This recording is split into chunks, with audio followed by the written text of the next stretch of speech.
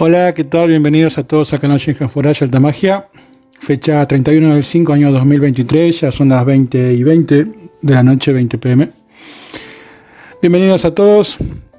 Y vamos a continuar en el día de hoy con lo que es, por así decirlo, la serie de lo que es la necromancia. Y en el día de hoy vamos a estar hablando un poco de lo que son los ancestros sin descanso.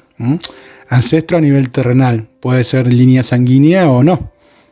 Pero un vecino que muere en cierto modo termina siendo un ancestro dentro de lo que es evidentemente los muertos en sí, o la raza humana si se quiere. No solamente existen los ancestros de lo que es la línea sanguínea. Ya en el transcurso de estos días, hoy estamos a día miércoles.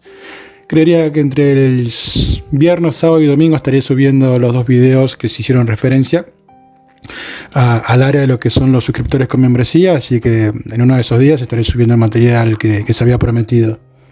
Y justamente en el día de hoy entonces vamos a hablar un poquito de lo que son los ancestros, ¿sí? Sin descanso, o comúnmente llamados los muertos, ¿sí? Sin un descanso debido o adecuado. Básicamente tendríamos que hablar de lo que sería el segundo ejemplo de un espíritu de los muertos que no ha avanzado en realidad para reencarnar, y es justamente el de los muertos sin descanso, como bien dice el título. Y en lugar justamente de estos muertos de transformar lo que es el cuerpo astral propio a través de lo que es un gran poder y realización, los muertos sin descansos, o los ancestros, sobreviven a lo que sería una segunda muerte a través del poder de la conmoción. Estos seres que generalmente tienen muertes violentas o prematuras, simplemente o habitualmente no pueden aceptar su propia muerte y permanecen claramente a través del poder generado, aferrándose a la vida, que es lo que habitualmente son usados por los hechiceros y brujos, y lo que habitualmente suelen interactuar con los vivos, ya sea en las casas a través de algún poltergeist u obsesionando, o incluso succionando lo que es la energía etérica de la persona, dentro de lo que es obviamente la esfera de sensación. Debido a que estos seres son más poderosos que los caparazones vacíos que la mayoría de la gente deja atrás, a diferencia justamente de los poderosos muertos, son fácilmente controlados y dominados por los vivos. Como hice mención anteriormente, justamente por eso son buscados dentro de lo que es la hechicería a nivel general. Ciertamente existen rituales y hay algunos dioses o semidioses, o incluso llamados o etiquetados como demonios, que justamente ejercen lo que es la nigromancia. El que primero se me viene a la mente de lo que es la contraparte de la Shinhan Forage es el demonio Bifrost. Y fuera de lo que es la Shinhan Forage o la contraparte, podríamos hablar incluso de lo que mucha gente conoce como la diosa Hécate, obviamente diosa de lo que es el inframundo. Y si es del inframundo, evidentemente trabaja con muertos.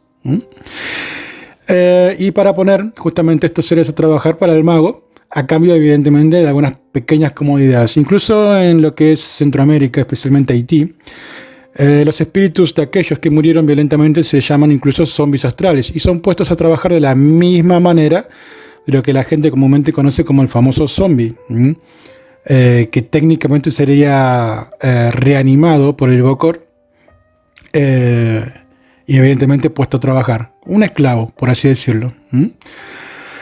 No recomiendo trabajar con los muertos o los ancestros sin descanso en hechicería. Yo particularmente no aconsejaría a cualquiera a realizarlo. Son por naturaleza básicamente espíritus o almas con problemas, y si bien pueden producir resultados bastante rápidos, a menudo no vale la pena lidiar con ellos. Hay otras formas más fáciles de hacer casi cualquier cosa y no acudiendo justamente a algunos tipos de espíritus como estos. ¿Por qué? Porque si bien hay espíritus que están un poco más evolucionados, existen otros que no lo son, y ciertamente no van a tener ningún tipo de reparo a la hora de querer perjudicar propiamente al hechicero o al magista. Y justamente este practicante o el ejecutante o el mago tendrá que acudir indefectiblemente a seres de mayor regambre o calibre para tratar de dominar, o en su defecto desterrar o literalmente desintegrar o destruir las almas de los muertos. Puede incluir a los muertos sin descanso con alguna ofrenda, como un acto, pongámosle, de compasión, Pero mi consejo sería justamente mantener las relaciones de ustedes para con ellos justamente en ese nivel. Si por ahí una vela, alguna flor, un vaso con agua, que también simboliza vida. Sí, pero si no es alguien que está relativamente en el tema y que has recibido una instrucción justamente para ese fin, le aconsejaría que no trate de trabajar justamente con los muertos sin un conocimiento o una instrucción previa. Ir al cementerio a prender una vela, hacer un pedido y demás, lo puede hacer cualquiera, pero sí ciertamente puede traer bastante perjuicio a la vida de la persona. Incluso muchas veces el muerto, si no tiene un resguardo debido a la persona, lo va a acompañar a su casa. Es muy factible, 70-80% de las veces ocurre eso. Uno va haciéndose el brujo al cementerio, por decir cementerio, o algún lugar donde sea una energía negativa, haya muerto alguna persona violentamente a través de un asesinato, un tiro, apuñalada, a través de un accidente y demás. Pueden ser también incluso hospitales, pueden ser comisarías, prisiones o el cementerio propiamente dicho. Y uno va a querer hacer un servicio y se vuelve con 2, 3, 5 muertos pegados a la cabeza o a la espalda y te van a hacer la vida imposible. Y después vas a tener que acudir a otro brujo de mayor categoría o poder para que te lo termine desterrando. O en su defecto termina pactando y ese nuevo brujo termina teniendo justamente 3, 4 o 5 espíritus que lo va a tomar como esclavos. O en su defecto tiene un acuerdo con ellos a los fines de que te dejen paz a vos. Entonces vos fuiste a hacerte el brujo a un cementerio, terminas con 5 muertos encima, tenés que acudir a un brujo real para que te lo saque, te va a sacar plata, ¿sí? Y encima evidentemente le traes, por así decirlo, soldados para el nuevo brujo o esclavos, si es que los obliga. Caso contrario, directamente hace un acuerdo con los muertos y les ofrenda a poco, básicamente. Una vela, entre comillas, es una especie de plato de alimento simbólico y los muertos van a trabajar para este brujo. Sí, van a recibirlo, van a trabajar para el bien y demás si es que quieren ascender a nivel evolutivo dentro de lo que es el área espiritual. Y son favorecidos ellos y son favorecidos y es favorecido el brujo. Entonces, realmente les aconsejo que no se acerquen a los cementerios a hacer servicios de esta índole, sino realmente no tienen un resguardo debido.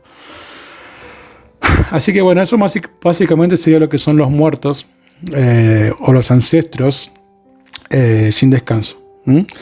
Así que en el día de hoy justamente hemos hablado en lo que sería el tercer video de lo que es la necromancia.